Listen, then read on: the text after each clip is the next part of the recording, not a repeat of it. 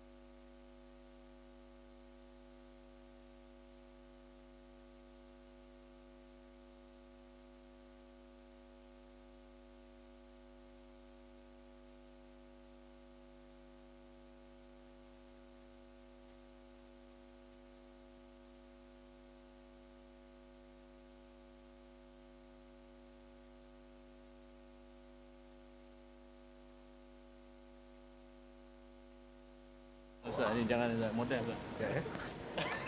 Iklan ni habis kan? Bismillah.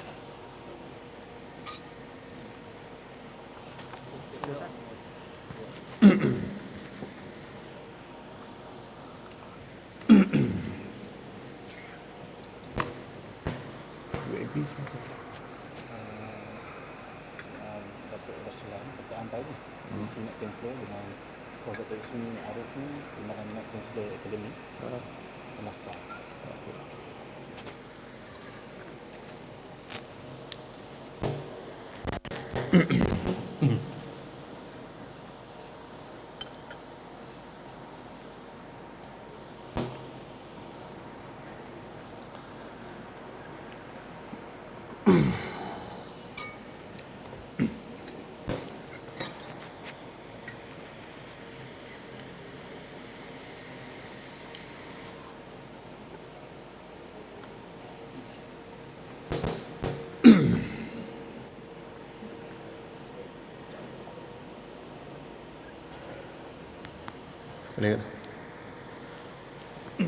Bismillah.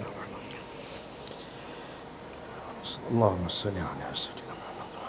Allahumma salli ala sayyidina.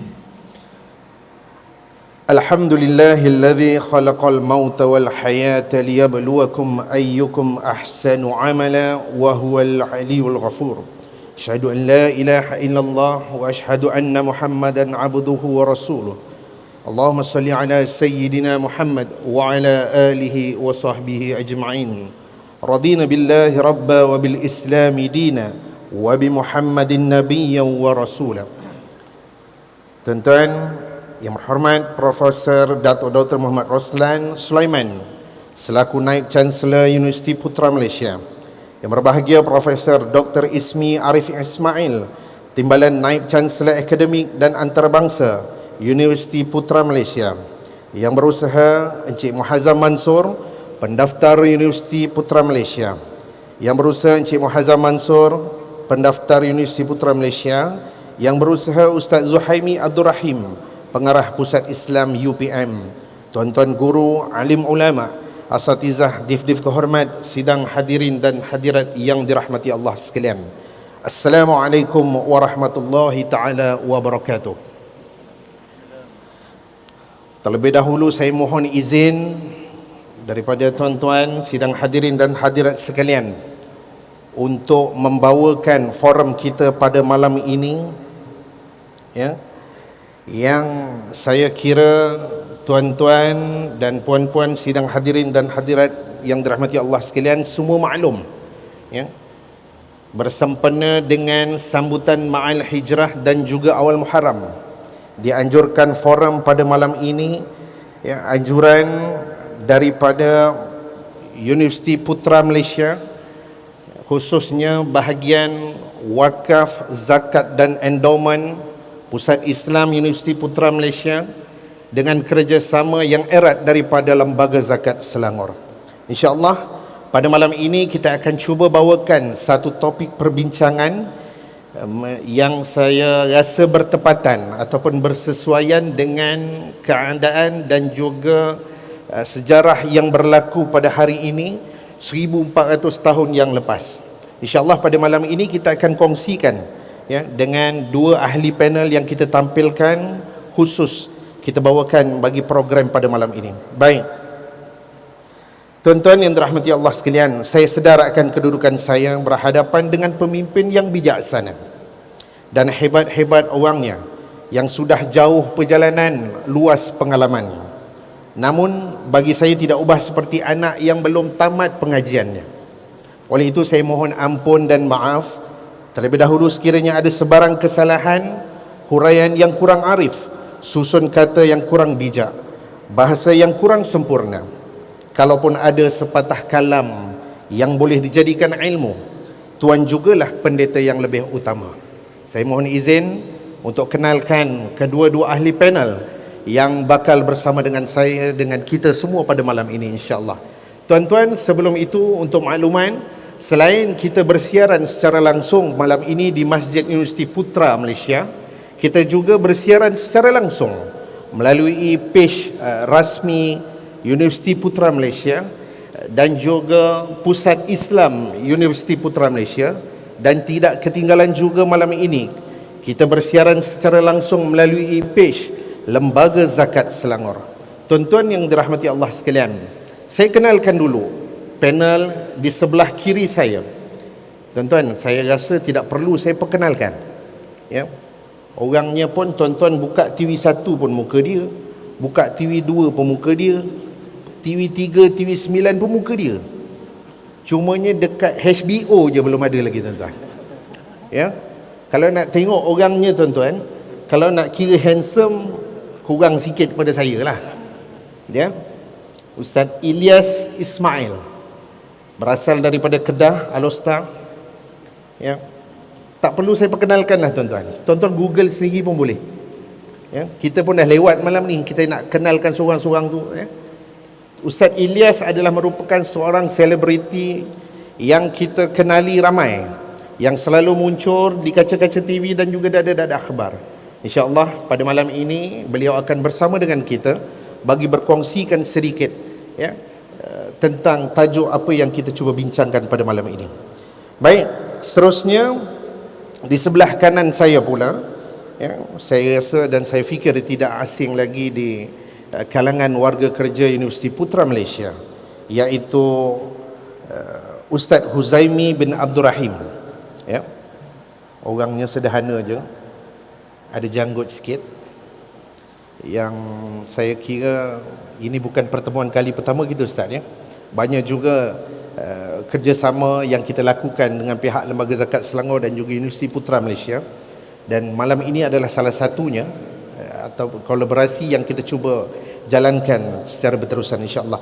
Ustaz Huzaimi bin Abdul Rahim merupakan pengarah Pusat Islam Universiti Putra Malaysia dan juga merangkap Nazir Masjid Universiti Putra Malaysia. Orangnya berasal daripada Temeloh Pahang. Betul Ustaz? Temeloh ni terkenal dengan apa Ustaz? Ikan patin. Baik. Bukan ikan patin kita nak bercerita tuan-tuan pada malam ini. Baik, tuan-tuan yang dirahmati Allah sekalian. Kita sering dengar ataupun kita semua sedia maklum apabila kita bercerita berkaitan dengan ma'al hijrah ataupun awal Muharram, secara tidak langsung di gambaran pemikiran kita tuan-tuan, yang kita terbayangkan adalah kisah ataupun sejarah Nabi Muhammad sallallahu alaihi wasallam dan seluruh para sahabat serta penduduk kota Mekah yang mendapat perintah dan arahan daripada Allah Subhanahu wa taala agar berpindah ataupun berhijrah daripada kota Makkah menuju ke kota Madinah. Ya, secara tak langsung tuan-tuan, bila kita cerita ma'al hijrah, itu yang kita gambarkan. Kerana perjalanan Nabi daripada Makkah menuju ke Madinah bukan hanya hijrah ataupun perjalanan yang biasa. Tempoh yang Nabi ambil untuk hijrah selama 25 hari. 25 hari perjalanan daripada kota Makkah ke kota Madinah, pelbagai dugaan dan juga cubaan yang Nabi perlu tempuhi. Kalau kita nak cerita malam ni tuan-tuan, panjang ya, kita semua sedia maklum. Tetapi tuan-tuan, apa yang kita nak cerita, nak sampaikan di sini, bermula daripada perintah hijrah yang Rasulullah sallallahu alaihi wasallam lakukan ini adalah merupakan titik tolak perubahan ya, kepada dakwahnya Islam, kepada penyebaran agama Islam, dan juga banyak lagi. Secara tak langsung kita boleh katakan peristiwa hijrah Nabi itu sendiri menjadi salah satu titik sejarah dalam Islam yang paling penting. Tuan-tuan yang dirahmati Allah sekalian, malam ini saya sendiri tidak mahu kupas lebih lanjut berkaitan dengan hijrah, kerana insya-Allah akan dikongsikan oleh dua orang ahli panel kita pada malam ini. Yang mana Ustaz, malam ini kaedahnya kita buat 3 pusingan. Ustaz Zami ya, 3 pusingan. Setiap seorang jawab 10 minit je. Ya, 10 minit, jangan lebih. Lebih saya minta bentara jalankan tugas. Ya, 10 minit saja insya-Allah. Baik. Kita pergi kepada ahli panel kita yang pertama, iaitu Ustaz Ilyas Ismail. Ustaz, orang kata, bila macam saya kata tadi, bila sebut pasal hijrah, semua orang dah fikir, semua orang dah maklum. Bila kata hijrah, Nabi dan para penduduk Mekah berhijrah daripada Mekah ke Madinah. Ustaz ceritakan sedikit latar belakang sejarah hijrah baginda Rasulullah sallallahu alaihi wasallam. Silakan Ustaz. Assalamualaikum warahmatullahi wabarakatuh. Bismillahirrahmanirrahim. Alhamdulillahi rabbil alamin. Wassalatu wassalamu ala Rasulillah wa ala alihi wa sahbihi ajma'in, amma ba'du. Yang saya hormati sahabat saya Al-Fadhil Ustaz Muhammad Zaki, rakan sama belajar dahulu di kuis dulu, dan sememangnya daripada dulu lagi saya kagum dengan kesuburan janggut beliau yang berkekalan hingga ke hari ini. Banyak itulah daripada dulu. Saya beginilah ya, segan-segan nak keluar. Pakai tenco Ustaz. Oh, patutlah. Saya kod 10. Baik. Seterusnya pada Al-Fadhil Ustaz Zuhaimi selaku pengarah Pusat Islam UPM, barisan tertinggi kepimpinan UPM, rakan-rakan dari Lembaga Zakat Selangor dan seterusnya pada muslimin muslimat, tuan-tuan guru, para alim ulama, asatizah, penonton-penonton, pelayar-pelayar, moga-moga semuanya dirahmati Allah sekalian. Dalam Al-Quran, Allah Subhanahu wa taala ada menyebutkan satu ayat yang ayat ini membuatkan kita tertanya-tanya, kenapa sampai Allah Taala perlu sebutkan ayat begitu? Yang pastinya, ma khalaqta hadza batila. Tidak ada satu pun yang sia-sia yang Tuhan ciptakan, walaupun sebaris ayat Quran. Dia tidak sia-sia. Dia pasti ada message di sebalik. Ayatnya apa? A'udzu billahi minasyaitonir rajim. وَمَنْ يُهَاجِرْ فِي سَبِيلِ اللَّهِ يَجِدْ فِي الْأَرْضِ مُرَاغَمًا كَثِيرًا وَسَعَةً إلى آخر الآية. Sadaqallahul azim. Allah Ta'ala berfirman, siapa-siapa yang berhijrah di jalan Allah, maka mereka akan dapati bumi ini luas, penuh dengan rezeki. Sadaqallahul azim. Surah An-Nisa ayat 100 kalau tak silap. Ayat itu rupanya sebagai suatu ayat pemberi semangat, penguat, pendorong jiwa kepada sesetengah di kalangan umat Islam pada waktu itu yang berada di Mekah, yang sayang nak tinggalkan Mekah. Apa sebab? Pada waktu arahan titah perintah hijrah itu diturunkan, ulama-ulama sirah kata waktu itu musim menuai hampir tiba. Maknanya kalau nisbah kita sekarang ni apa ya, MD2, D24, Musang King, apa Blackton, kalau Temeloh patin mana ada musim. Musim tengah, maknanya sikit lagi kalau dia orang keluar daripada Mekah, meninggalkan Mekah ke Madinah, hasil-hasil yang dia orang selama ni 5, 6, 7 tahun tanam, baja, siram menjadi milik siapa? British, Prambos apa? Itu mak kilau. Menjadi milik siapa? Kafir, kerajaan kafir Quraisy. Sia-sia selama ni kita tanam semua. Sanggup atau tidak kau nak tinggalkan tanam-tanaman yang kau usahakan selama ni kerana menyahut seruan Allah ke Madinah? Maka Allah jawab dalam ayat tadi. Allah kata apa? Hei sekalian manusia semua, hijrahlah kamu, kerana kamu akan dapati bumi ini luas. Apa kau ingat rezeki hanya dekat Kok Diang Kedah, dekat Batu Pahat Johor, dekat Ajil Terengganu, apa dekat mana lagi? Dekat Mentakap Pahang. Apa dekat, luas, rezeki ini luas. Ingat kampung kau saja, berkeluar sikit. Baik itu kita dalam Islam ada satu ibadat Allah Ta'ala memang tak bagi punya. Dia tak bagi can punya. Duduk di kampung tak keluar-keluar. Ibadat apa? Yang akhirnya mau tak mau wajib mesti keluar daripada kampung. Ibadat apa? Ibadat apa? Melopong. Sebablah ibadat apa? Wajib kena keluar. Ibadat haji dan umrah. Allah nak ajar kau jangan duduk di kampung saja, keluar sikit daripada kampung. Hijrah. Kerana dengan kau keluar, bergerak, dan itu akan menjamin rezeki yang luas dalam hidup kau sebenarnya. Maka sebab itu Nabi SAW mengorak langkah memulakan perjalanan yang seperti kata Ustaz Mat Zaki tadi, betul. Perjalanan daripada Mekah menuju ke Madinah jaraknya adalah 498 km. Kalau dengan perjalanan seekor unta bukan Toyota, unta, itu ambil masa 10 hari boleh sampai. 10 hari boleh sampai, insya-Allah. Kalau unta tu pun tak bad mood lah, dia okey, mood dia okey, sampai 10 hari tu insya-Allah. Tabiat maknanya dia punya habit, kebiasaan, 10 hari boleh sampai. Tapi baginda Nabi telah menempuh perjalanan kira-kira 25 hari. Yang mana 25 hari itu perjalanan yang penuh complicated. Orang UPM panggil apa? Complicated. Apa? Complicated, Ustaz, apa? Complicated ni apa nama? Apa? Susahlah nak diperjelaskan. Nanti. Tuan-tuan, kalau tengok Google Map, Madinah kan, kalau kita tengok dari sisi pandang, Madinah kan atas, Mekah kan bawah.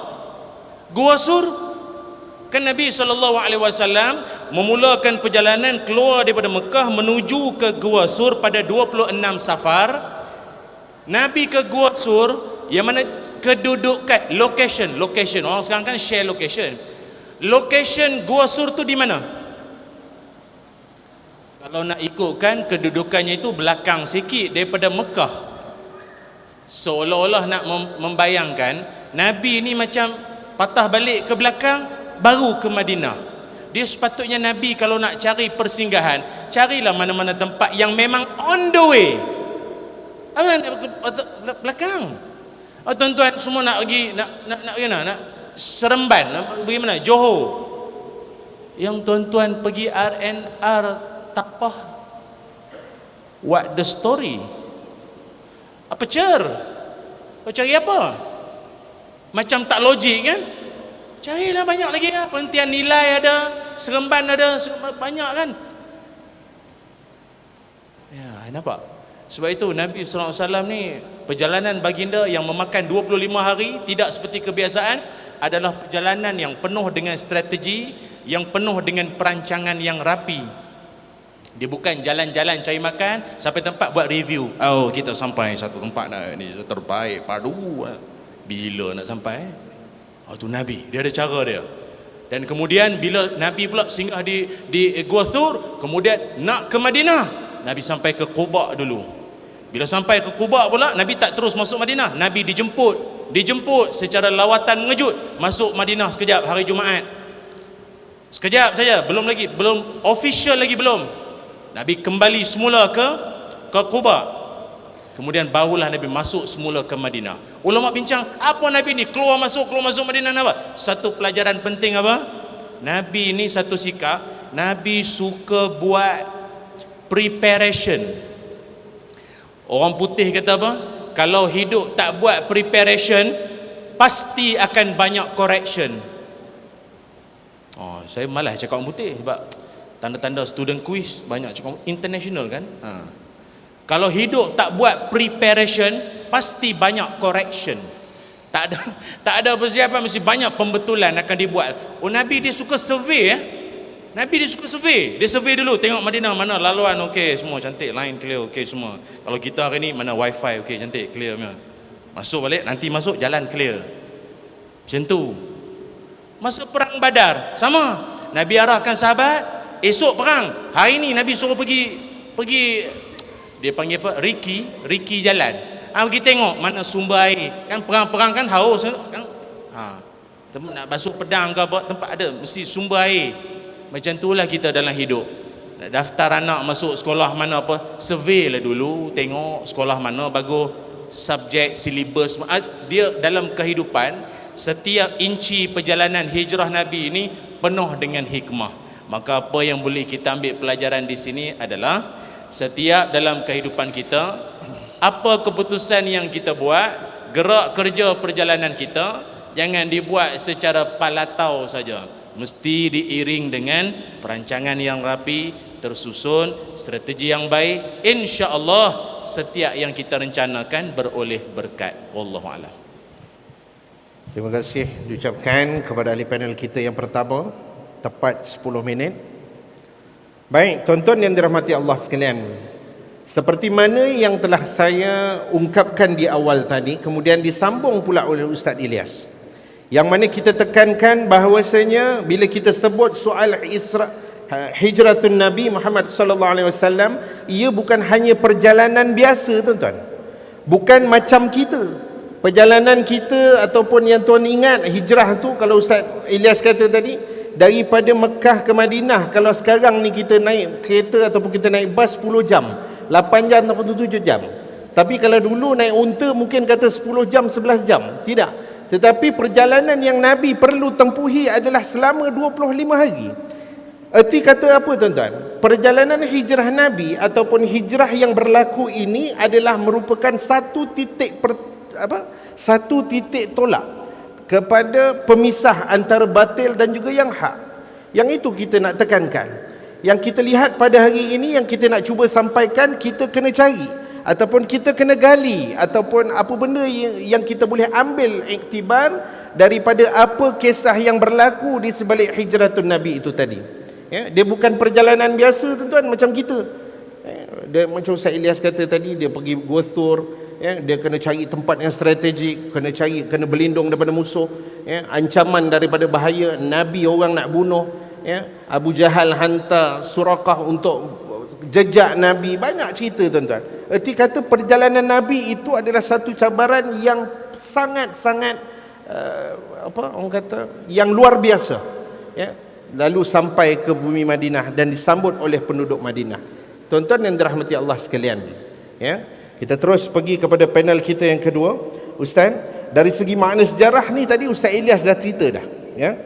Bagaimana pula signifikan hijrah yang perlu kita lakukan dalam diri kita, dalam keluarga dan juga masyarakat. Apa yang kita boleh ambil daripada peristiwa hijrah yang berlaku? Silakan Ustaz. Bismillahirrahmanirrahim. Assalamualaikum warahmatullahi taala wabarakatuh. Alhamdulillahirabbil alamin wassalatu wassalamu ala asyrafil anbiya'i wal mursalin wa ala alihi washabbihi ajma'in. Qala rabbi israh li sadri wa yassir amri wahlul 'uqdatam min lisani yafqahul qawli, amma ba'du. Terima kasih kepada Ustaz Zaki, ya.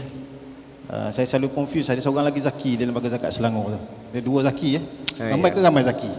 Ramai Zaki ni. Ramai orang cerdik. Sebab orang yang bijak-bijak, handsome, banyak nama Zaki. Zaki Yon dia cerdik, kan? Maksudnya ramai. Maknanya lembaga zakat Selangor ni pilih orang yang cerdik duduk di lembaga zakat Selangor. Ustaz Ilyas, selaku panel yang pertama, memang orang yang terkenal lah. TV3, TV1. Tadi saya kata, Ustaz, saya tak berani lah Ustaz. Dia kata saya cak ayam ni. Kalau dia kata dia cak ayam, saya tak tahu saya cak apa lah, kan? Yang saya hormati Prof. Datuk Muhammad Roslan Sulaiman, Naib Chancellor Universiti Putra Malaysia. Terima kasih Datuk. Yang bahagia Prof. Datuk Ismi Arif, kan, bin Ismail, orang yang Arif. Terima kasih kerana datang pada malam ni, Cik Muazzam Mansur dan juga tim daripada Lembaga Zakat Selangor, sahabat saya Ustaz Syahrir, Ustaz Syarul juga daripada Lembaga Zakat Selangor. Alhamdulillah, dengan izin Allah Subhanahu Wa Taala, pertama dan selamanya kita minta syukur kita kepada Allah Subhanahu Wa Taala. Bangun daripada tidur tadi, alhamdulillahillazi ahyana ba'dama amatana wa ilaihin nusyur. Segala puji bagi Allah, ahyana ba'dama amatana, selepas mematikan kita sementara waktu, wa ilaihin nusyur, dan kita akan kembali kepada Allah Subhanahu Wa Taala. Dan pada hari ini kita dijemput oleh Allah Subhanahu Wa Taala, berada di rumah Allah Subhanahu Wa Taala pada bulan yang penuh keberkatan, bulan yang istimewa, awal Muharram. Kita berada pada awal tahun, kita membicarakan persoalan hijrah Nabi sallallahu alaihi wasallam. Tadi Ustaz Ilyas membicarakan persoalan sejarah tentang bagaimana hijrah Nabi sallallahu alaihi wasallam. Bila kita katakan tentang hijrah Nabi sallallahu alaihi wasallam ni perpindahan. Hajara maksudnya pindah, kan, pindah dari satu tempat ke satu tempat, kan, daripada Mekah ke Madinah. Bukan kerana Nabi ini takut, bukan kerana Nabi ini bimbang atas sesuatu. Ini adalah perintah Allah Subhanahu Wa Taala. Dan Nabi pergi ke suatu tempat tersebut kerana apa? Kerana untuk mencipta sesuatu yang terbaik, untuk bukan saja untuk dirinya tetapi untuk masyarakat yang berada di sekitar. Jadi kalau kita lihat konteks persoalan yang ditanya tadi, apa yang dikaitkan tentang diri kita. Dan alhamdulillah pada hari ini kita ada bersama dengan anak-anak kita daripada pusat tahfiz belakang, kan.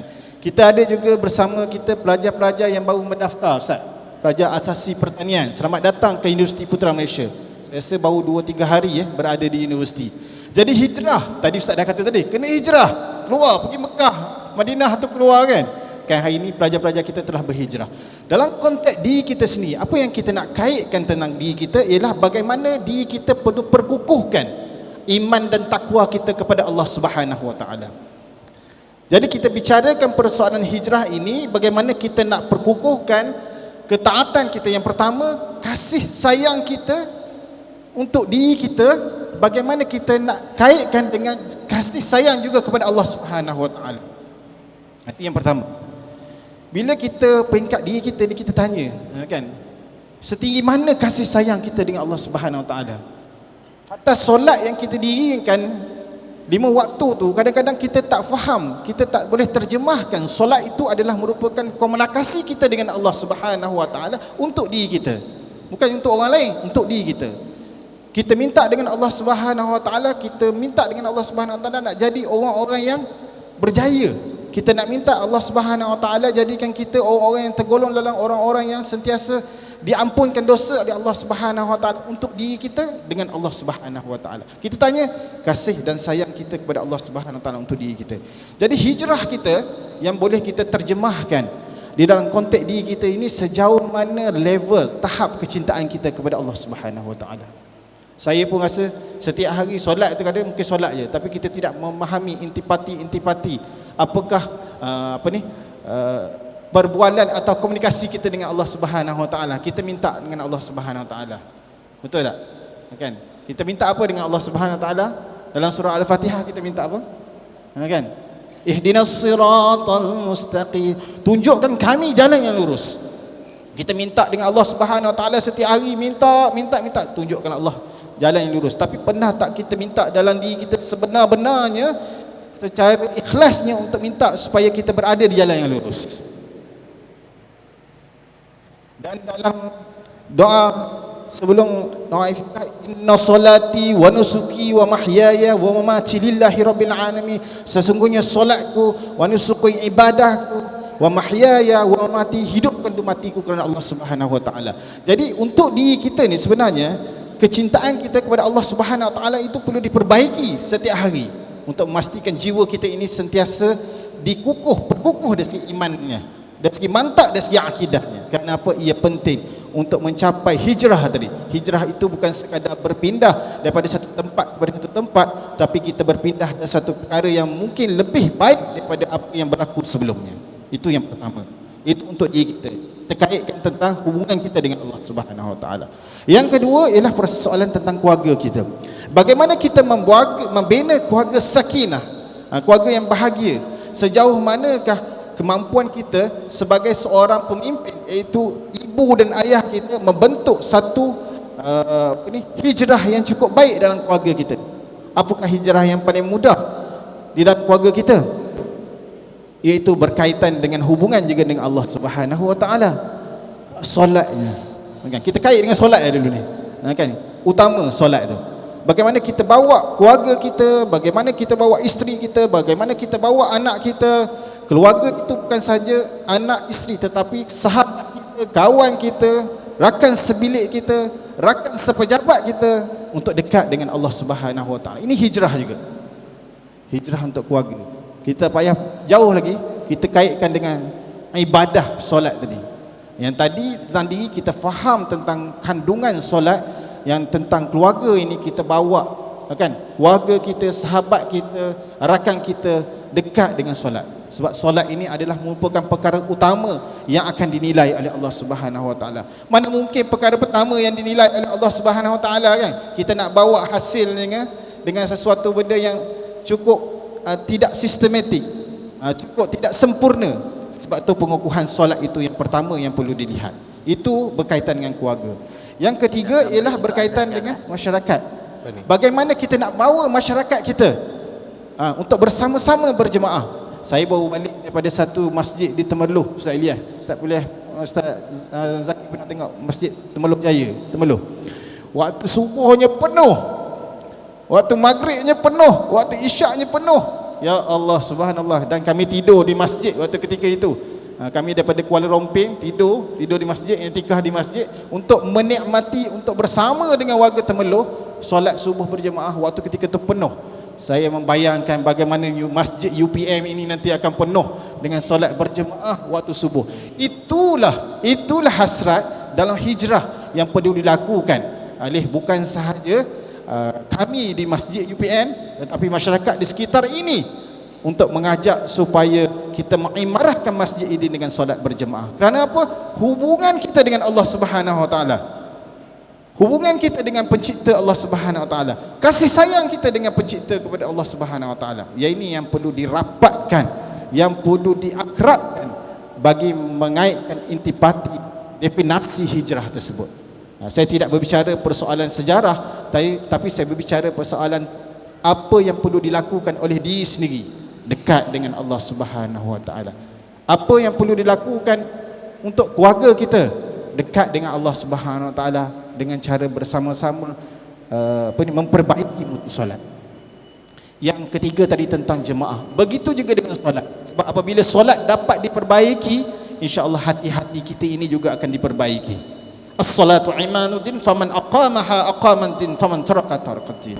Solat itu adalah merupakan tiang agama. Siapa yang mendirikan solat mendirikan agama, siapa yang meninggalkan solat meninggalkan agama. Ni tiang 1 2 3 4. Kalau satu roboh ni jadi macam mana masjid ni? Wallahu alam, kita tak tahu.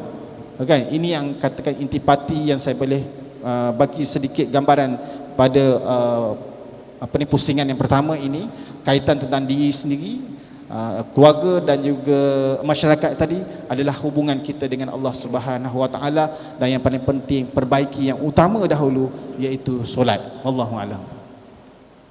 Tuan-tuan sidang hadirin yang dirahmati Allah sekalian, kita beri laluan kepada azan Isya. Silakan.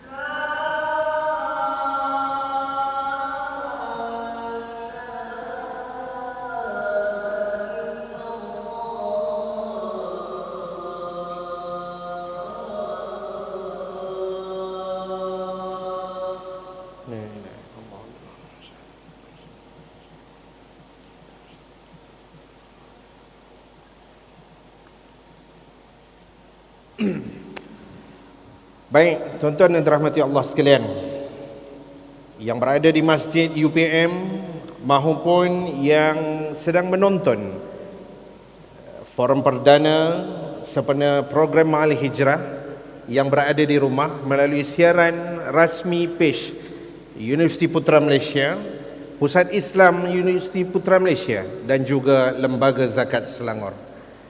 Tuan-tuan yang dirahmati Allah sekalian, saya tertarik apabila Ustaz Zaimil kata tadi berkaitan dengan hijrah itu bukan hanya hijrah yang berpindah daripada satu tempat ke tempat yang lain.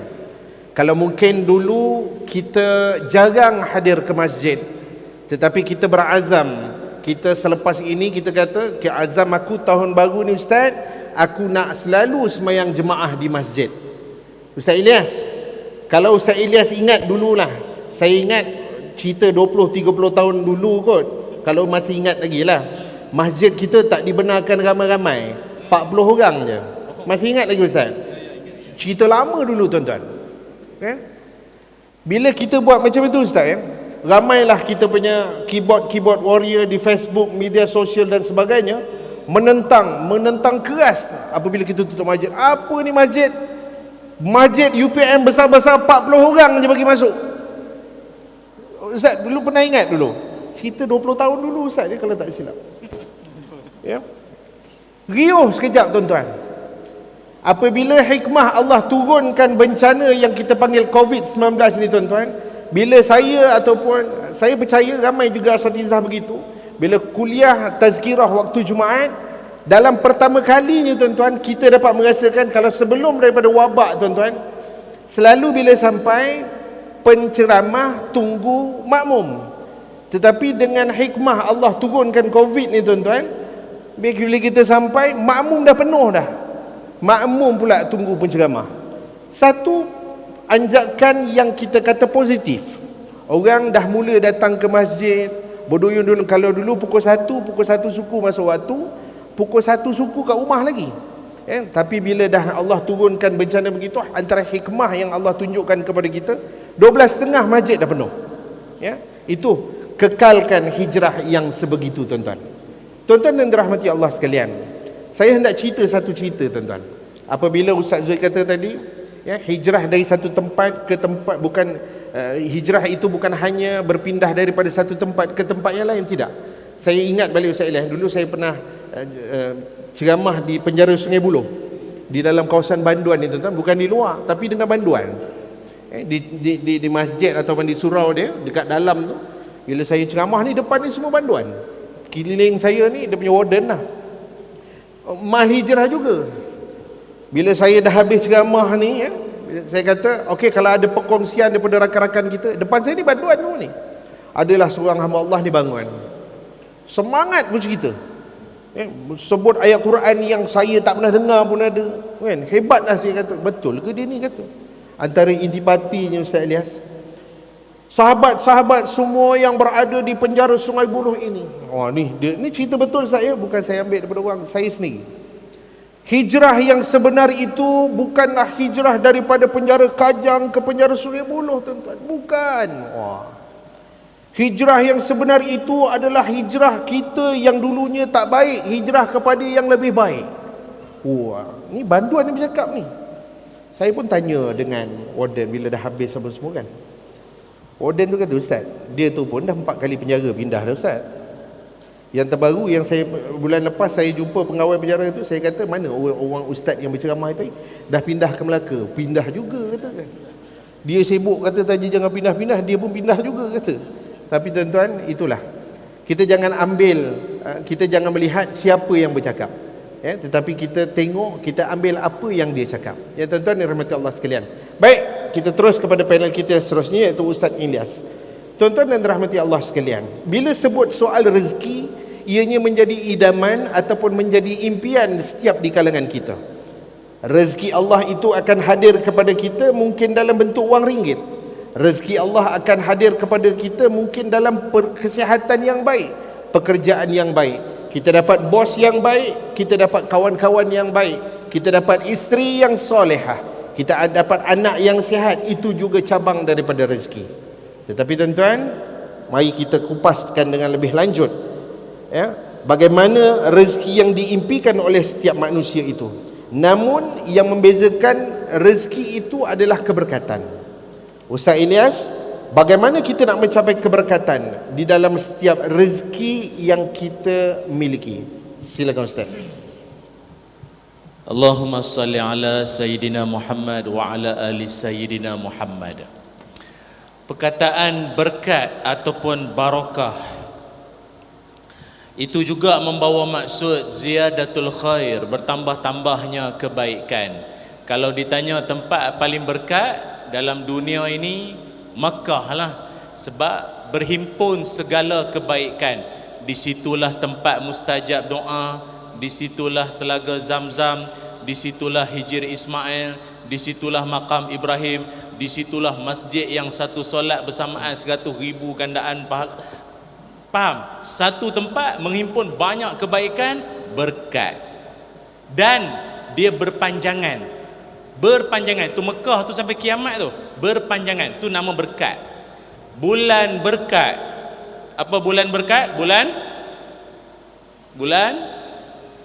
Jun. Pasal bulan taksir zakat. Bulan apa? Ramadan kan, Ramadan al-Mubarak. Sebab apa?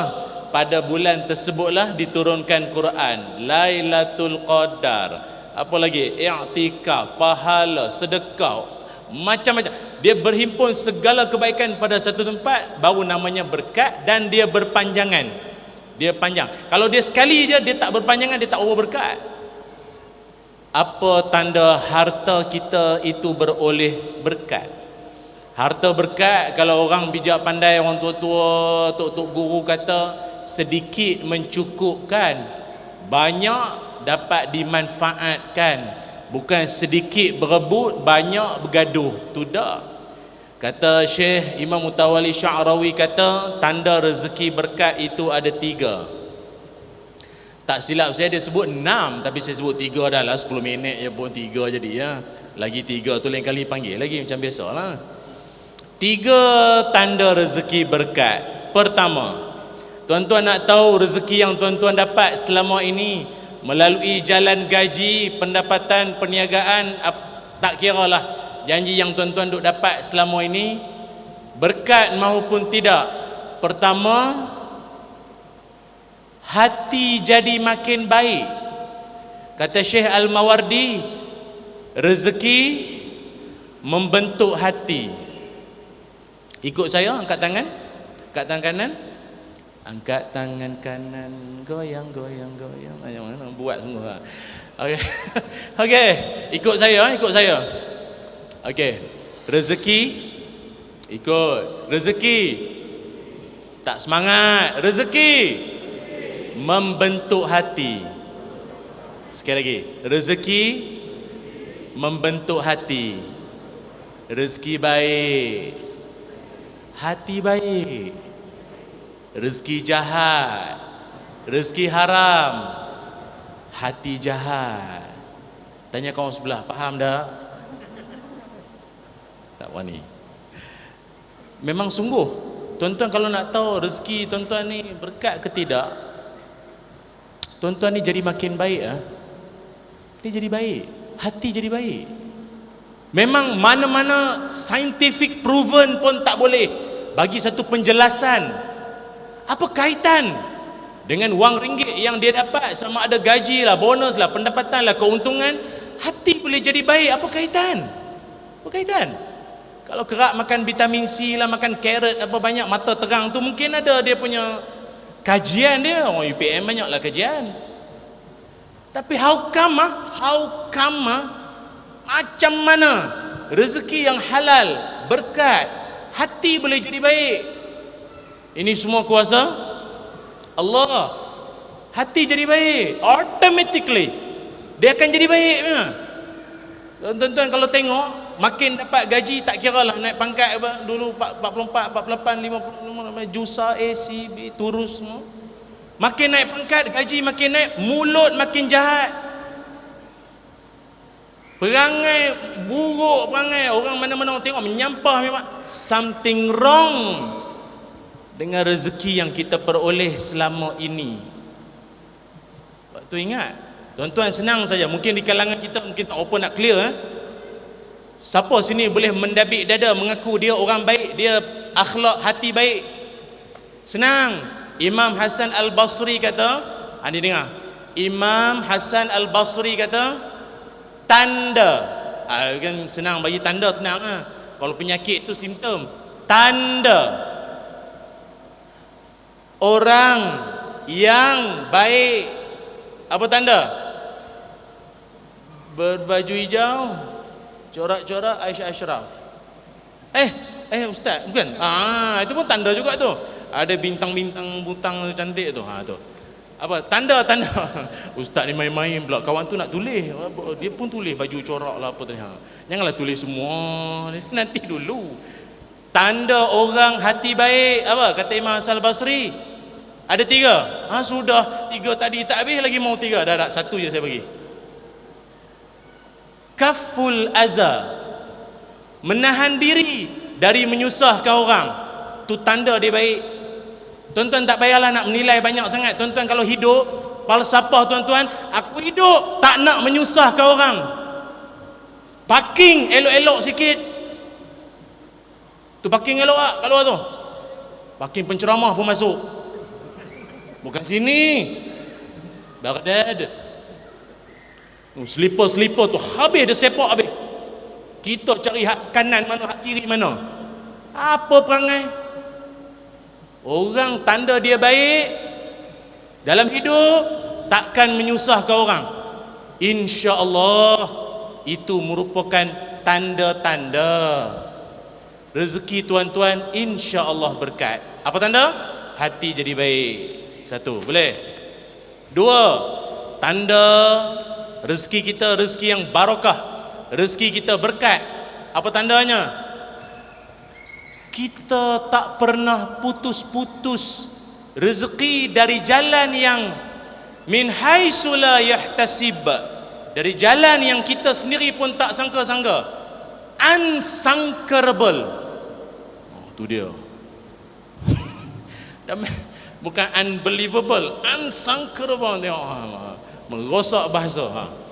Jalan yang tuan-tuan tak sangka ada saja, dan ini bukan cakap kosong.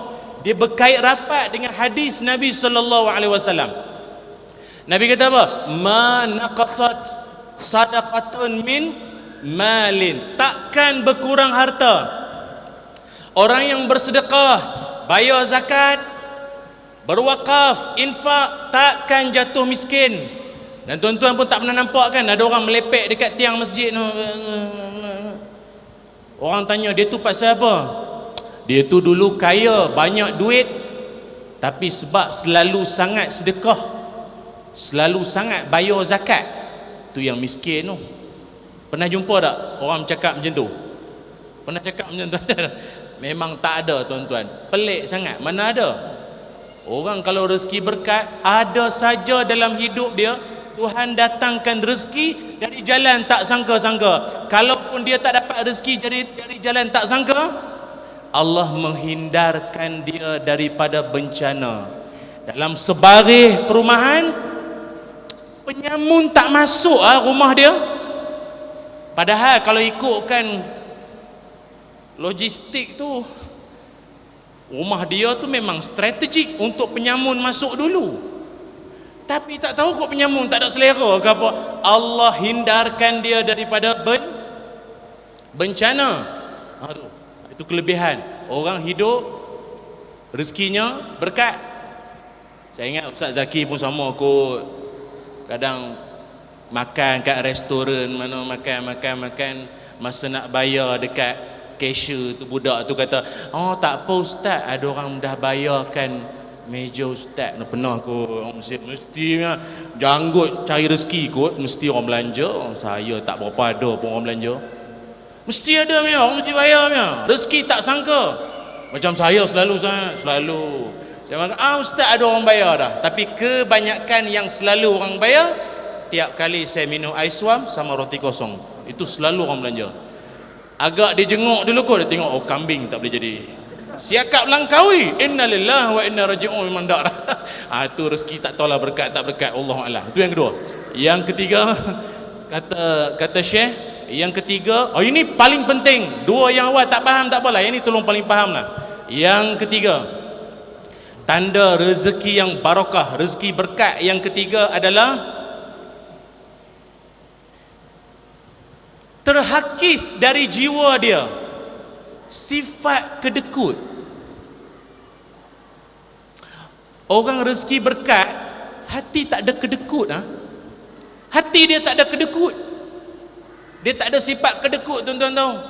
Sebab itu Imam Ibn Qudamah kata kedekut ni ada 6 tahap. Salah satu tahap kedekut dengan siapa?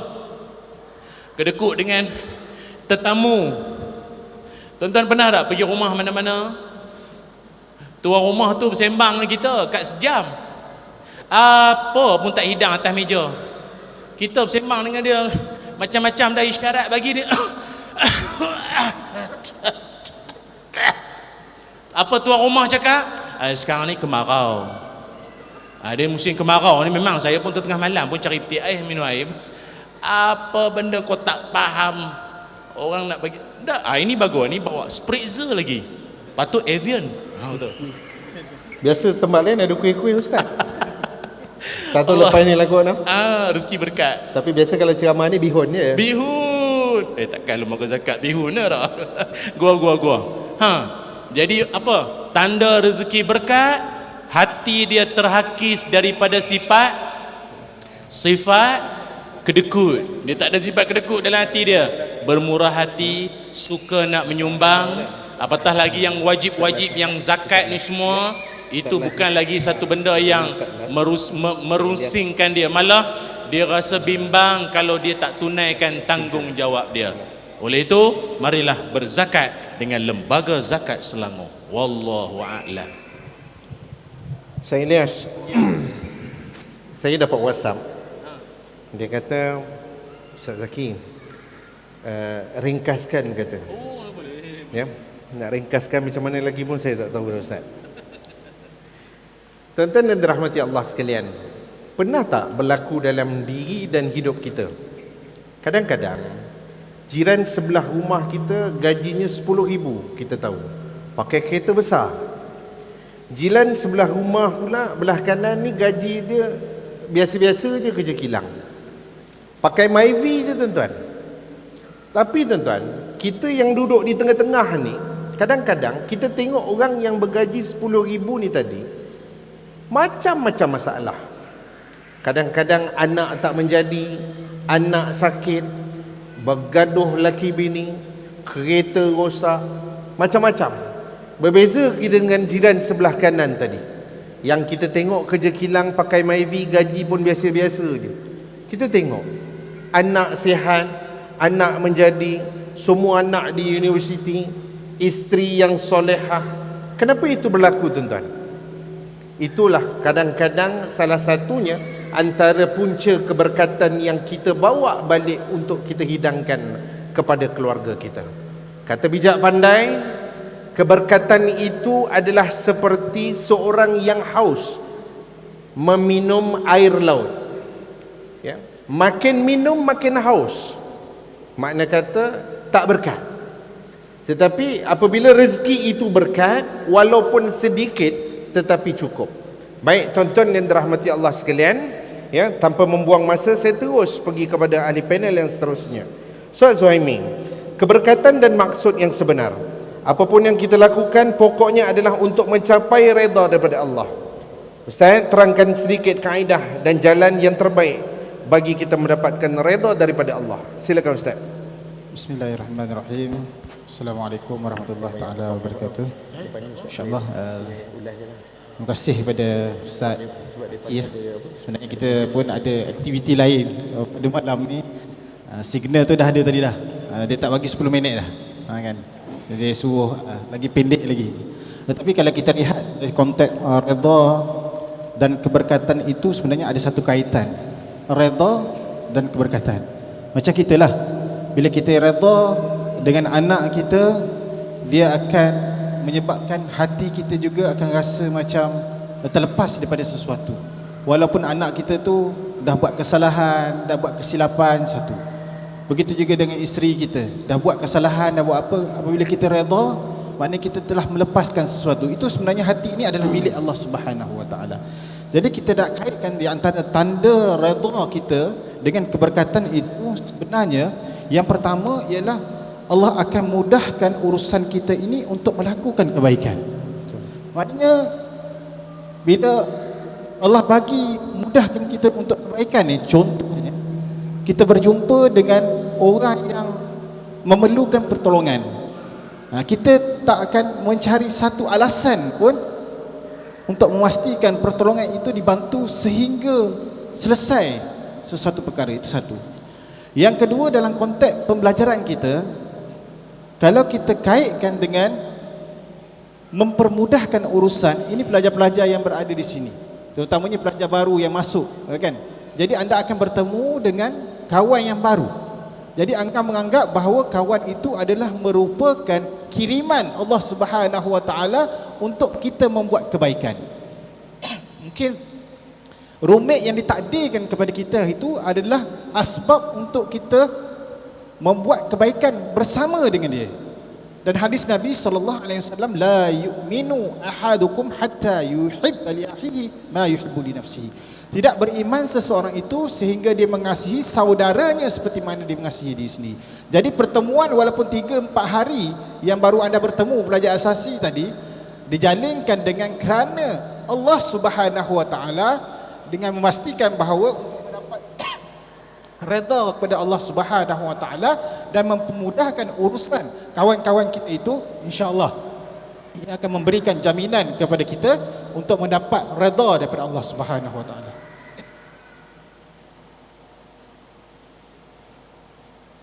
Yang seterusnya ialah apabila kita membuat sesuatu kesilapan atau kesalahan, kan? Kita tidak merasakan bahawa amat mudah untuk melakukan kesilapan, dan kita rasakan bahawa dosa itu sesuatu yang pahit, kan? Maknanya contohlah, kita tak bangun solat, kan? Solat subuh lah. Kita rasa bahawa hati kita ni rasa macam, ya Allah, tak lengkap hidup ni apabila kita tidak menunaikan solat secara tepat pada waktunya. Kenapa? Kita rasa gusar, dosa itu rasa perit, rasa macam kalau ulang-ulang lagi dia akan rasa macam menjadi pahit dalam kehidupan kita. Begitu juga dalam konteks perkara-perkara yang menyebabkan dosa tadi. Jadi kita kena kaitkan bahawa apabila kita melakukan dosa itu adalah sesuatu perkara yang boleh menyeksakan jiwa kita. Ini yang dikatakan dengan redha dan keberkatan tadi dalam kehidupan. Dan yang seterusnya ialah sentiasa merasai kebaikan Allah Subhanahu Wa Taala di mana-mana saja. Maknanya kita rasa Allah Subhanahu Wa Taala ni bagi peluang kepada kita, ustaz, kan? Dia bagi peluang kepada kita. Ya, sekarang ni musim panas, kan? Air sedap. Musim panas. Saya ingatkan kopi tadi, kan? Rasa air zam-zam. Dia minum air kosong ni memang makin haus. Dia kena macam susu-susu Berkat. Betul, Ustaz? Okey. Kita sentiasa merasai kebaikan Allah Subhanahu Wa Taala di mana-mana saja. Bila kita bangun daripada tidur, kita rasa, ya Allah Subhanahu Wa Taala. Kita rasa kalalah kita bangun daripada tidur, tiba-tiba, ustaz, kita tak nampak. Ustaz rasa apa? Allahu Akbar. Baik, saya bangun tiba-tiba, spek saya tak ada, kan? Cari-cari patah kat mana? Ya Allah, memang tak nampak. Datuk pun saya tak nampak, Datuk. Maaf, saya tak nampak mata Datuk, saya tak nampak hidung Datuk. Saya hanya nampak warna baju Datuk saja. Itu adalah merupakan kebaikan dan nikmat yang Allah bagi kepada kita. Tetapi dapat kita masuk kat sini, ya Allah, terang muka Datuk. Nampak ceria, kan? Nampak prohismi pun, ya Allah, kan? Nampak itu adalah kebaikan yang Allah bagi kepada kita. Tanpa kita sedar, kita bangun daripada tidur, punya Allah nak bagi kebaikan kepada kita. Dengan mata saja, dengan penglihatan kita, dengan pendengaran kita, dengan kata-kata kita. Ini yang dikatakan bahawa bila kita redha dengan apa yang Allah bagikan kepada kita, dan begitu juga dikaitkan dengan harta. Berzakat 2.5% sahaja daripada harta kita, sebab harta ini bukan milik kita. Kan? Harta ini bukan semuanya kita dapat, gaji itu adalah merupakan gaji itu adalah milik kita. Kan? Kan? Mungkin harta yang ada di dalam beg duit kita ni milik mekanik. Kan? Milik siapa lagi? Milik orang rumah kita. Biasalah tu. Milik kawan-kawan kita. Dah naik pangkat takkan tak nak belanja kan? Contohnya kan. Kan? Contohnya milik. Tetapi itu adalah milik Allah Subhanahu Wa Taala. Sebab tu tunaikan zakat. Kan? Zakat itu kerana nak bersihkan harta kita, nak menyucikan harta kita, nak memastikan sebahagian daripada harta di dalam poket kita ini dibersihkan supaya datang lagi nikmat-nikmat lain yang bukan berbentuk duit, tetapi hadirnya kawan yang baik, hadirnya ketua yang baik, hadirnya isteri yang taat kepada kita, hadirnya Ustaz Ilyas datang ke UPM ni pun juga merupakan rezeki kepada kita. Kan? Ustaz Zaki pada malam ni juga rezeki kepada kita. Itu berkat namanya. Itu yang dinamakan dengan redha dan keberkatan. Dan di kesempatan ini kita katakan bahawa setiap apa yang ada dalam milik diri kita ni bukan milik kita. Alhamdulillah di UPM ni Ustaz, ni kapet ni semuanya adalah sumbangan daripada orang ramai, wakaf. Kan? Mana kita gunakan semua duit wakaf tersebut. Kipas yang berpusing ni sebenarnya semuanya milik sumbangan daripada orang ramai. Dan insya-Allah kita pun telah bersetuju Datuk untuk naik taraf kita punya PA system kita ni. PA system ni kita terpaksa sewa. Kadang-kadang ada hari tu tiga speaker meletup. Meletup tu bayangkanlah. Tetapi kita cuba cari jalan yang terbaik. Tapi insya-Allah pihak universiti telah bersetuju. InsyaAllah kita akan dalam proses untuk menggantikan PA system. Bukan daripada mana? Daripada sumber yang diberikan oleh orang yang berada di sekeliling kita. Kan? Ini nikmatnya sedekah. Kan? Ta'awun, takaful. Kan? Tolong menolong, bantu membantu. Kan? Kalau nak tengok kapet ni, kalau kita nak ganti, kita tak boleh nak keluarkan duit kita. Kan? Kita tak mampu. Tetapi berkat ta'awun dan takafur tersebut, iaitulah sebenarnya redha daripada Allah Subhanahu Wa Taala, dan kita mencari redha itu supaya hidup kita ni berkat. Sebagai keluarga kita berkat, sebagai UPM juga berkat Datuk. Kita menuju kepada Al-Falah Datuk. Datuk bawa Messi Al-Falah kita ni, sederap menuju Al-Falah. So kita kena sambut sederap menuju Al-Falah ini. Al-Falah ni kejayaan. Syiar tu hayya 'alal falah. So kita kena bawa universiti ini sebagai universiti yang barakah Datuk. Kita kena bawa universiti ini ke arah kejayaan. Bukan saja kejayaan milik itu di dunia, tetapi juga kejayaan milik kita di akhirat. Itu package kita sebagai insan di muka bumi Allah Subhanahu Wa Taala ini, ialah berjaya bukan sahaja di dunia, tetapi kita nak bawa semua orang yang berada di UPM ini juga bawa untuk bertemu di syurga nanti insya-Allah. Berkat apa? Kita ke arah membawa kepada kebaikan. Setiap inci yang kita lakukan di UPM ini ke arah kebaikan dan manfaat juga untuk Islam itu sendiri. Dan hijrah itu perlu dilakukan bukan kerana untuk kita berpindah, tetapi jiwa kita ni, hati kita ini perlu berpindah daripada satu benda yang tidak baik kepada sesuatu yang lebih baik. Sesuatu yang cemerlang kepada sesuatu yang lebih cemerlang, untuk mendefinisikan matlamat kita al-falah tadi, berjaya di dunia dan di akhirat. Wallahu a'lam. Baik. Saya risau juga tadi Ustaz Ilyas bila dia kata kapet ni sumbangan daripada wakaf, tiba-tiba kata PA system nak meletup. Kan kod-kod ujung-ujung tu dia kata kalau pusat zakat ada peruntukan. Kita risau juga tu kan. Baik tuan-tuan dan dirahmati Allah sekalian. Cerita bab berkat ni tuan-tuan, dan sinonim dengan tajuk kita pada malam ini, iaitu berkaitan dengan awal Muharram dan juga hijratun Nabi. Seorang sahabat Nabi yang saya percaya tuan-tuan semua kenal dan semua maklum, iaitu sahabat yang paling rapat dengan Nabi, iaitu Sayyidina Uthman ibnu Affan. Semua kenal tuan-tuan. Sayyidina Uthman ibnu Affan ini bukan hanya menjadi sahabat kepada Nabi, tetapi Sayyidina Uthman ibnu Affan ia juga adalah menantu kepada Nabi. Hebat tak hebat Sayyidina Uthman, dia kahwin dengan dua orang anak Nabi. Ya, bukan kahwin serentak, tidak, tetapi bila seorang meninggal dia kahwin yang kedua. Ya, itu Sayyidina Uthman Affan. Dan dalam sejarah tamadun manusia sampai ke hari ini tuan-tuan, Sayyidina Uthman ibnu Affan adalah satu-satunya manusia, orang dah mati 1400 tahun dulu tuan-tuan. dah mati lama dah, 1400 tahun dulu. Tetapi tuan-tuan, kenapa saya katakan sejarah tamadun manusia?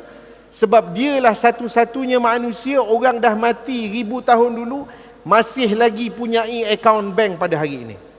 Saidina Osman bukan hanya mempunyai akaun bank, tetapi duitnya masih lagi masuk sampai ke hari ini. Percaya ke tidak tuan-tuan? Percaya ke tidak tuan-tuan? Kalau kita sebut siapa orang paling kaya dalam Islam, sudah tentu yang meniti di bibir kita adalah siapa? Abdurrahman bin Auf. Betul?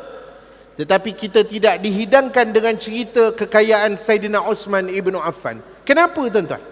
Kerana itulah harga yang perlu dibayar oleh Saidina Osman ibn Affan apabila menjadi menantu kepada Nabi. Dia tak boleh tuan-tuan. Kita jadi orang kata berkawan dengan Nazim Majid UPM contoh kata. Kita berkawan dengan dia, orang akan bercakap, oh ni dapat tender ni sebab berkawan rapat dekat situ. Tidak. Sebab itulah harga yang perlu dibayar oleh Osman apabila menjadi menantu kepada Nabi, kekayaan dia disembunyikan supaya tidak menjadi fitnah kepada dia dan juga Nabi Muhammad sallallahu alaihi wasallam. Tuan-tuan, sejarah Osman ni tuan-tuan, bukan saya nak orang kata reka-reka, tidak. Kalau tuan-tuan pergi ke umrah, buat umrah khususnya di Madinah, pergi di sekitar Masjid Nabi, tuan-tuan boleh tengok ada billboard ataupun binaan-binaan yang ada projek-projek terkini. Tuan-tuan tengok nama siapa. Salah satunya yang saya pergi tahun 2020 yang terbaru, pembinaan hotel 10 tingkat. Kalau tengok dekat situ, owner, siapa owner? Osman ibn Affan. Orang mati lama dah tuan-tuan, tapi harta kekayaan Saidina Osman masih lagi mengalir sampai ke hari ini. Kerana apa tuan-tuan? Kerana Saidina Osman ibn Affan, dia percaya tentang keberkatan rezeki yang Allah akan berikan apabila dia belanjakan hartanya di jalan Allah. Tuan-tuan, Saidina Osman ni hidup 1400 tahun dulu tuan-tuan. Hari Saidina Osman mati, Saidina Osman mati dibunuh. Hari Saidina Osman mati, orang jumpa duit dalam rumah dia tuan-tuan, hampir 200 juta tuan-tuan. Hari dia mati. Kalau dulu 1400 tahun dulu orang jumpa 200 juta ringgit nilai duit cash ada dalam rumah Saidina Osman. Itu belum harta-harta Saidina Osman di semenanjung Jazirah Arab. Ada ulama mentafsirkan keseluruhan harta Saidina Osman apabila dihimpunkan berserta wang ringgit yang dimiliki Saidina Osman, hartanya bernilai 1.4 bilion ringgit tuan-tuan. 1400 tahun dulu. Kalau nenek-nenek kita cerita dulu, beli nasi lemak 5 sen, kita pun kata aja berbenar nasi lemak 5 sen. Betul tak? Kalau dulu tuan-tuan, gaji pegawai besar pun baru 800,000 tu dah kira orang kata orang kaya dah. Cerita 20, 40 tahun, 50 tahun. Ini Saidina Osman hidup 1400 tahun dulu tuan-tuan. Apabila dikumpul keseluruhan harta Saidina Osman, dinilaikan bernilai 1.4 bilion ringgit nilai pada hari ini. Kerana apa tuan-tuan? Kerana Saidina Osman berpegang teguh dan percaya tentang janji Allah. Apa janji Allah? Mathalul ladzina yunfiquna amwalahum fi sabilillah, kata Allah, perumpamaan orang yang membelanjakan harta di jalan Allah umpama sebiji benih menghasilkan 7 tangkai, dan setiap tangkai menghasilkan 100 biji benih yang lain.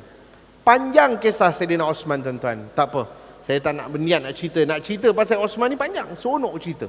Tetapi masa mencemburui kita pada malam ini, mungkin Ustaz Ilyas kot lepas ni kot lah dia ingat lagi kat kita nak panggil datang ke sini. Ustaz ada tak? Kita bagi poin-poin begitu je Ustaz, kan? Baik tuan-tuan dan puan-puan Allah sekalian, kita pergi kepada yang terakhir daripada Ustaz Ilyas Ismail. Saya pun dah tak ada soalan apa nak bagi kat Ustaz Ilyas ni dah, kan? Kita kata beginilah Ustaz Ilyas, ramai hari ni Ustaz, tahun baru dah ada dah, orang sambut New Year, Christmas pun orang sambut New Year, Christmas juga, banyak dah.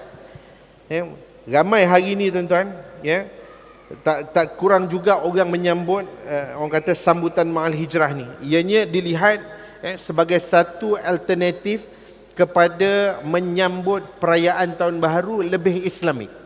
Dia gitu. Kita perlu ada perayaan yang lebih Islamik. Tapi sebenarnya Ustaz, bagaimana pandangan Ustaz hijrah dari sudut kacamata agama yang bersesuaian dengan keadaan kita pada hari ini? Silakan Ustaz, 5 minit daripada sekarang. Muslimin muslimat yang dirahmati Allah sekalian, dalam Al-Quran Allah Subhanahu wa taala ada menyebutkan sifat orang beriman maupun sifat orang bertakwa itu adalah wal tanzur nafsun ma qaddamat li ghadin. Allah kata orang beriman ni sifat dia ialah dia akan melihat apa yang sudah dilakukan untuk nak diperbetulkan, di R&D-kan, untuk di-check and balance-kan di masa akan datang. Sebab itu ulama sebut apa tanda manusia berjaya? Belajar dari kesilapan lalu, atau yang silap tu sama ada dia ataupun orang lain. Itu tanda orang beriman. Atau dalam hadis Nabi sebut orang beriman takkan jatuh dalam lubang yang sama 2 kali. Jatuh sekali cukuplah. Asyik kena scam setahun 6 kali kena scam. Ni kena tipu panjang. Daripada zaman Gores dan menang sampailah kena telefon, kena tipu, tak belajar lagi ya. Nah tu orang berjaya belajar dari kesilapan lalu. Apa tanda manusia gagal? Ni dekat institusi pengajian tinggi senang nak faham. Apa tanda manusia gagal? Loser, failure, apa lagi? Tanda manusia gagal apa dia? Dia akan i'adah. Dia selalu repeat. Kalau dia fail subjek, dia kena repeat subjek, repeat SEM lah apa kan. Tapi rupa hakikat dalam universiti kehidupan, orang yang disebut sebagai gagal, saya dulu pun pernah dapat nombor 36 dalam kelas. Jadi ayah saya pun tanya, nombor berapa dapat nombor dalam kelas? 36 dalam kelas ada berapa orang? 42 ayah. Oh ada lagi. Okey ya. Okey ya. Anak polis, relax ya. Kalau dalam kelas tu memang 36, hang 36, hang siap. Mujung ada bawah lagi 42. Maknanya cerdik sikit lah pada hard balance tu. Ayah saya tak menganggap itu sebagai gagal. Tapi yang sebenar-benar gagal dalam hidup ni adalah bila manusia itu mengulang. Apa yang diulang? Perangai lama, tabiat lama, sikap buruk yang lama diulang-ulang. Yang dia sambut tadi, tahun hijrah saja disambut, perangai masih tetap sama. Tuan-tuan ingat cerita Allahyarham Tan Sri P. Ramlee, Do Re Mi. Cerita Do Re Mi ni ada satu watak yang sebenarnya dia tak adalah watak yang dikedepankan sangat pun, tapi famous. Pak Maun. Budak-budak Serban ni bukannya tahu Pak Maun siapa? Surah Al-Ma'un tahu lah. Pak Maun. Pak Maun, dia baca buku apa? Buku sejarah. Bini dia tanya, abang baca buku apa bang? Buku sejarah, orang umum mana tahu. Dia sebutlah kisah. Dalam tu kan gambar perempuan seksi. Lepas tu pula nak keluar malam, bini tanya awak lagi mana? Dengar syarahan, dengar ceramah. Oh dengan lebay ke kopiah elok dengan tongkat. Oh solehnya nampak. Sampai setengah jalan, tongkat dia lempar, kopiah pun terbang. Malam muda-mudi, ya ini macam. Sebenarnya dalam lawaknya gelagat Pak Maun tu, P. Ramlee nak bagi satu message bahawa ada manusia dalam dunia, kalau daripada muda tak berubah sampai ketua lah perangai macam tu. Mata keranjang, hidung belang, miang, gatal, kacau nak darah orang, maksiat, bergelumang memanjang. Itulah dia message daripada hijrah. Berubahlah tuan-tuan. Tak payahlah cakap perubahan besar-besar, mau hijrah kan buat sanggup atau tidak berhijrah daripada TBS. Oh pula dah, terminal bersepadu mana pula? Kan? Tilam. Bantal. Es. Orang tak tahu pula. Es. Takkan shield top. Selimut. Tilam, bantal, selimut ke masjid. Boleh? Esok. Subuh. Boleh? InsyaAllah. InsyaAllah kalau bangun. InsyaAllah kau telefon bunyi. Allah hijrah. Subuh tak bangun. Apa cara? Menghijrahkan diri daripada katil mari masjid lah dulu. Mekah Madinah jauh sangat. Come on. Mai ubah diri kita. Hijrah sikap, hijrah diri, hijrah harta, zakat, wakaf, infak. Biar itulah jadi tradisi dalam kehidupan kita sampai bertemu Allah. Boleh semua? Boleh semua? Amin insya-Allah. Wallahu a'lam. Baik, terima kasih ucapkan Ustaz Ilyas Ismail. Seterusnya kita kepada panel yang terakhir. Ringkasan daripada topik perbincangan kita pada ini. Silakan Ustaz. Terima kasih Ustaz. Qala Allah Ta'ala, auzubillahi minasyaitonirrajim, fastabiqul khairat ila Allahi marji'ukum jami'an. Yang bermaksud bahawa maka berlumba-lumbalah kamu. Fastabiqul khairat ila Allahi marji'ukum jami'an. Maknanya kita melakukan kebaikan kepada Allah, jualah tempat kita akan kembali selama-lamanya. Apabila kita berlumba-lumba dan ingat pengakhiran kita adalah destinasi kita adalah bertemu dengan Allah Subhanahu Wa Taala. Destinasi yang terakhir yang kita impikan adalah syurga. Maka sekiranya syurga itu adalah idaman dan impian kita, maka kita perlu berlumba-lumba. Sebab Allah Subhanahu Wa Taala tekankan tentang ayat tadilah. Jadi ayat tersebut ingin menjadikan motivasi kepada kita. Kalau sebelum ni solat jemaah itu bukan menjadi satu hobi kepada kita atau rutin kehidupan kita, solat jemaah itu perlu dijadikan satu hobi dan satu rutin dalam kehidupan kita. Kalau solat isyak dan solat subuh tersebut yang Rasulullah gambarkan, kalau orang yang sakit merangkak pun akan pergi, maknanya bayangkan betapa besarnya ganjaran solat berjamaah isyak dan subuh tersebut, maka kita kena lihat apa yang Rasulullah sallallahu alaihi wasallam bagi penekanan kepada kita. Jadi inilah intipati kita katakan fastabiqul khairat. Maknanya untuk sebagai pengakhiran kita pada hari ini, marilah kita berlumba-lumba ke arah kebaikan, ciptalah kebaikan, buatlah kebaikan, dan jadikanlah kebaikan itu sebagai salah satu azam kita pada setiap hari. Apakah kebaikan-kebaikan yang boleh kita memberikan manfaat kepada orang lain. Wallahu a'lam. Assalamualaikum warahmatullahi wabarakatuh. Baik, terima kasih diucapkan Ustaz Zaimi. Tuan-tuan dan dirahmati Allah, sidang penonton yang berada di Masjid UPM dan juga sidang penonton kita yang berada di rumah, menonton kita mengikuti secara langsung di page rasmi Lembaga Zakat Selangor. InsyaAllah pada malam ini kita telah sampai ke penghujungnya. Sebagai akhir kata, tuan-tuan yang dirahmati Allah sekalian, antara amalan yang dianjurkan oleh Nabi Muhammad sallallahu alaihi wasallam, sebelum kita terlupa, Nabi anjurkan yang kita sebahagian amalan yang dianjurkan oleh Nabi di dalam bulan Muharram ini. Salah satunya kata Nabi apa?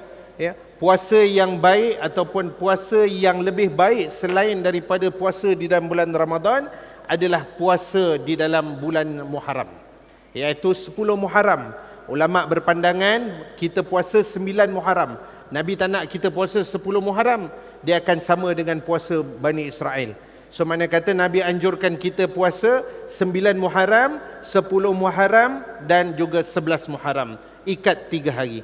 Tapi kalau nak puasa sehari 10 Muharram pun tak ada masalah. Ikutlah, nak puasa pun puasalah. Ya, kalau tak nak puasa pun tak ada masalah.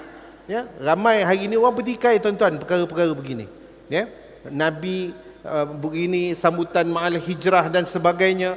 Muharram Nabi tak sambut dan sebagainya. Tuan-tuan, dia cerita, dia bukan kita kata Nabi buat ataupun Nabi tak buat, tuan-tuan. Bukan itu soal dia.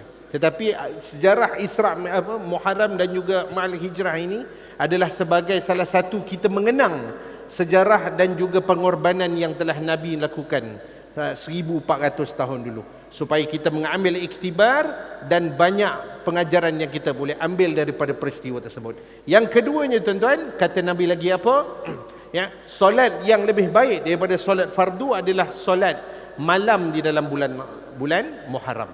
Ya, Tuan-tuan, bulan Muharram ni Tok Sadu ingat bubur Asyura je tuan-tuan. Kan? Bubur Asyura, bubur lambuk. Ustaz belah temeluh bubur Asyura juga. Warna hitam tu. Kalau Al-Usta pun bubur Asyura hitam tu juga kan. Kalau sini bubur kalau apa? Putih tu bubur lambuk. Sini bubur lambuk. Ya, jangan duk ingat itu je tuan-tuan.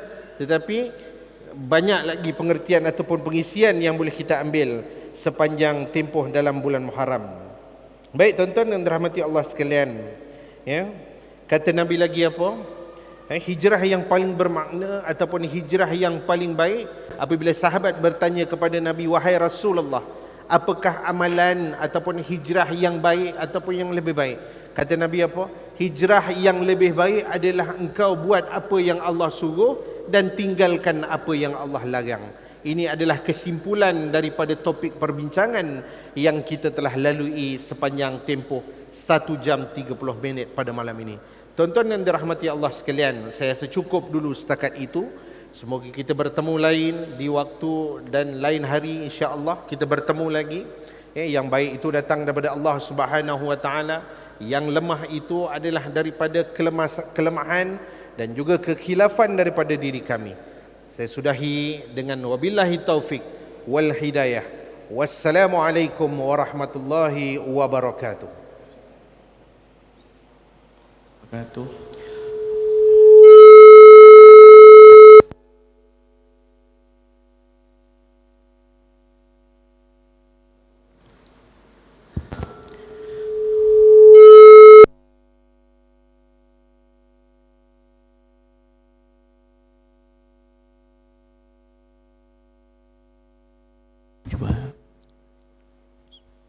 Majlis mengucapkan ribuan terima kasih di atas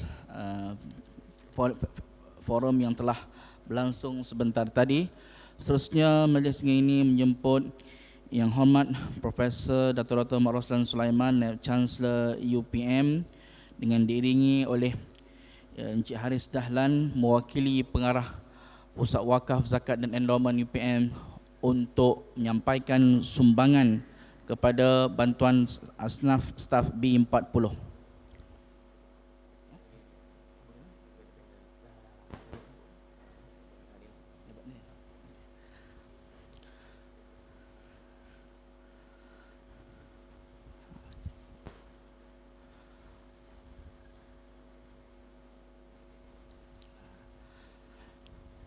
Dijemput Encik Anwar Abdul daripada Sekolah Perniagaan dan Ekonomi untuk menerima sumbangan.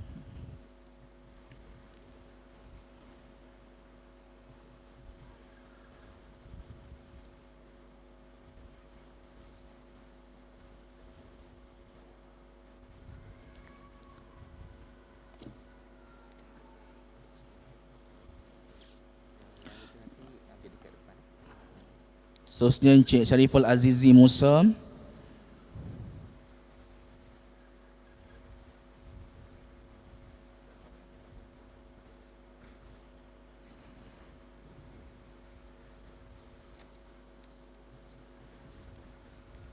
Seterusnya Encik Zainal Abidin Syari.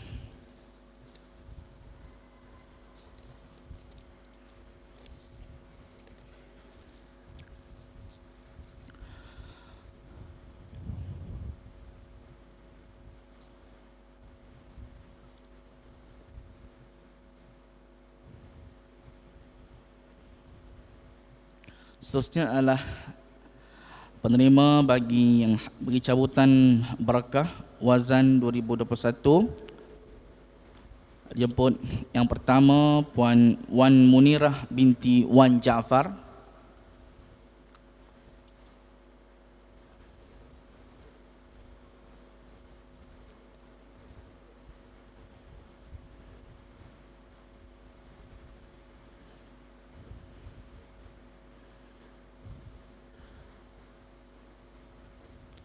Encik Muhammad Fitri bin Abu Muttalib.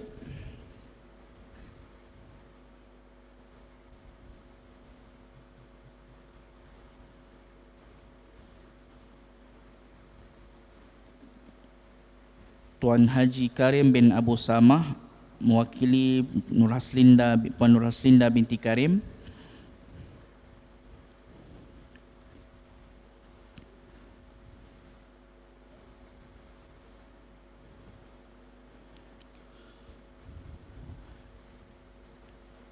Encik Muhammad Fakhruddin bin Imam Supaat.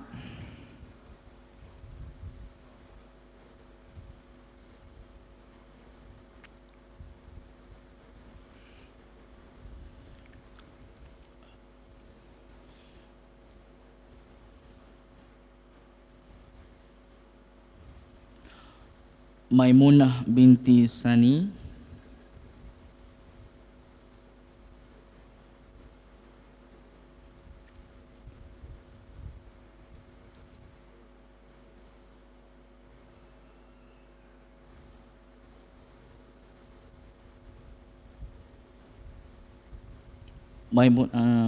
Nur Aidani binti Mahari.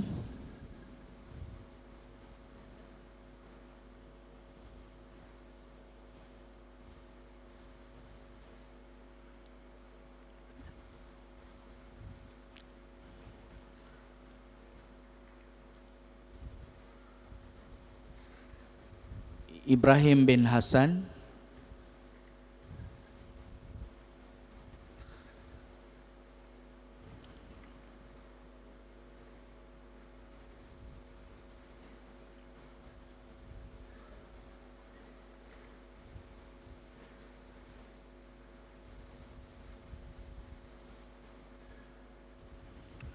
Azlia binti Muhammad Unaini.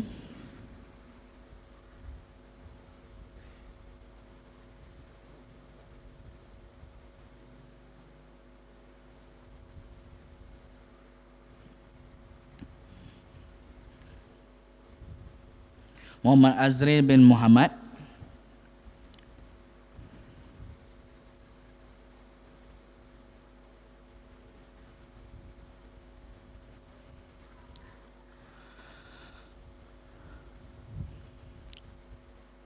Alfian bin Abdul Halil.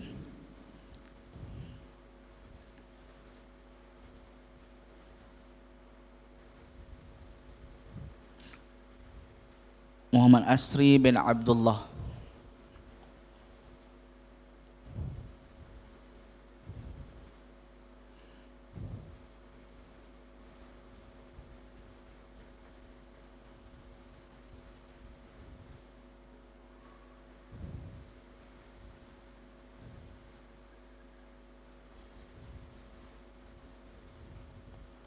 Seterusnya dijemput Yang Hormat Profesor untuk menyampaikan cenderamata kepada moderator kita pada malam ini, iaitu Ustaz Muhammad Zaki, untuk menerima cenderamata daripada Pusat Islam UPM.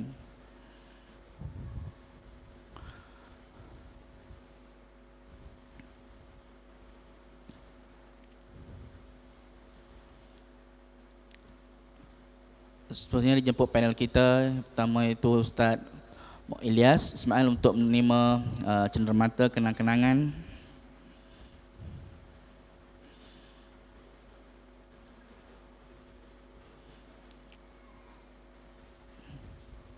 Seterusnya panel kita yang kedua, bahagia Ustaz Cik Zuhaimi bin Haji Abdul Rahim, Pengarah Pusat Islam UPM.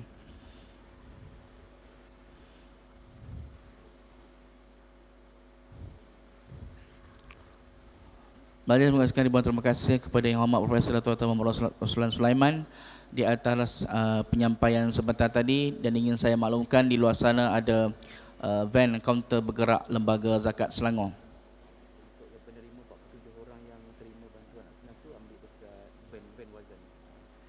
Baik ya, untuk penerima B40 yang lain boleh mengambil bantuan di luar di van wazan yang telah disediakan untuk lain-lain penerima. Tuan-tuan dan puan-puan yang dirahmati oleh Allah Subhanahu Wa Taala, berakhir sudah majlis kita pada pagi ini. Seterusnya kita akan salat Isyak, dan selepas salat Isyak tuan-tuan bolehlah mengambil jamuan makanan yang telah pun disediakan, dan mudah-mudahan dengannya kita mendapat rahmat daripada majlis ini. Saya tutup majlis kita pada malam ini dengan tasbih kafarah surah Wal As.